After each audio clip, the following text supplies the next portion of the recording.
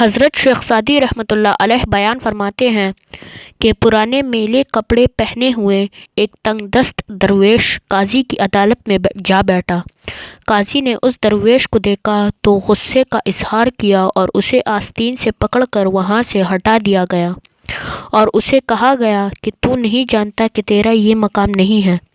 کسی منصب پر بیٹھ کر زور نہ دکھاؤ کہ تم میں وہ طاقت نہیں۔ ہر شخص قابل عزت نہیں ہوتا اور مقام اور مرتبہ تو قدر اور منزلت کے مطابق ہوتا ہے۔ تمہیں نصیحت کی کوئی حاجت نہیں کہ تیری شرمندگی ہی کافی ہے۔ جو منصب کے ہوتے ہوئے بھی کمتر اور ادنیٰ درجے پر ہوا، اسے رسوائی کا سامنا نہیں ہوتا۔ جب درویش نے یہ ناصحانہ وعظ سنا تو وہ سرد آہ بھر کر وہاں سے نکلا اور کسی گم تر مقام پر جا بیٹھا۔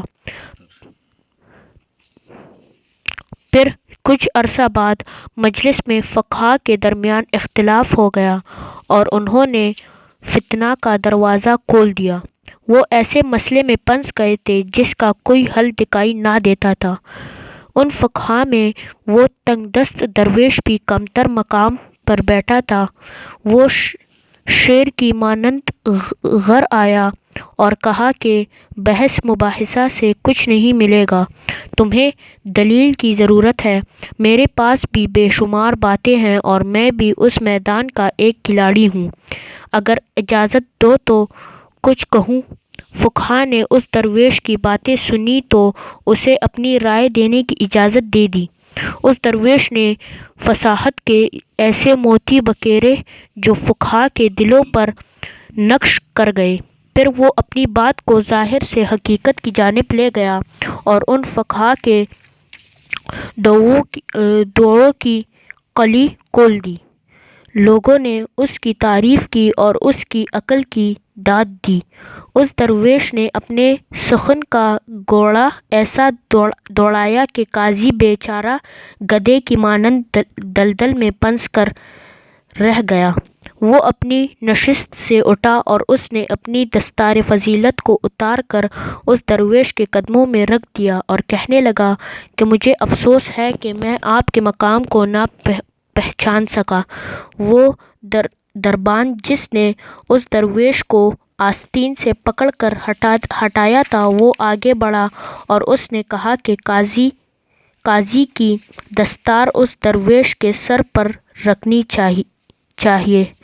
درویش نے اسے ہاتھ اور زبان سے روک دیا اور کہا کہ میرے سر پر یہ غرور کی گھڑی نہ رکھو کہ کہیں کل میں بھی اس 5 گز کی دستار کے لیے کسی پرانے تہبند والے کی عزت خاک میں نہ ملا دوں۔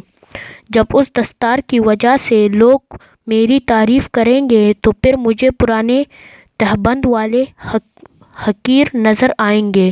انسان کے دماغ میں عقل اور مغز کا ہونا لازم ہے، نہ کہ سر پر دستار۔ محض سر کا بڑا ہونا کافی نہیں کہ کدو کتنا بڑا ہوتا ہے مگر بغیر مغز کے۔ اے دوست، تو اپنی دستار اور داڑھی کی وجہ سے مغرور نہ ہو کہ دستار تو محض کپڑا ہے اور تیری داڑھی مونچھ جھاڑ پونچھ اور گھاس ہے۔ نرسل چاہے کتنا ہی بلند کیوں نہ ہو، اس کے اندر گنے کی شیرینی پیدا نہیں ہوتی۔ تجھے تیری عقل اور ہمت کی بدولت کوئی منصب نہیں مل سکتا، خواہ تیرے آگے پیچھے 100 غلام کیوں نہ ہوں۔ کوئی سخی اپنے مال کی بدولت دوسرے سے بہتر نہیں کہ اگر کسی گدھے کو بھی اطلسی جھول پہنا دی جائے، وہ گدھا ہی رہتا ہے۔ اس درویش نے اپنی گفتگو سے سب کے دلوں کا کینہ ختم کر دیا۔ قاضی اب نقصان پہنچانے پر آمادہ ہو گیا اور اس نے سوچا کہ اگر اس نے دشمن کو نقصان پہنچانے میں سستی کی تو نقصان اسی کو ہوگا۔ وہ حواس باختہ ہو کر بولا کہ آج کا دن بڑا سخت ہے اور پھر حیرانگی میں اپنے ہاتھوں کو دانتوں سے کاٹنے لگا۔ وہ درویش وہاں سے اٹھا اور چل دیا اور پھر کسی نے اسے دوبارہ نہ دیکھا۔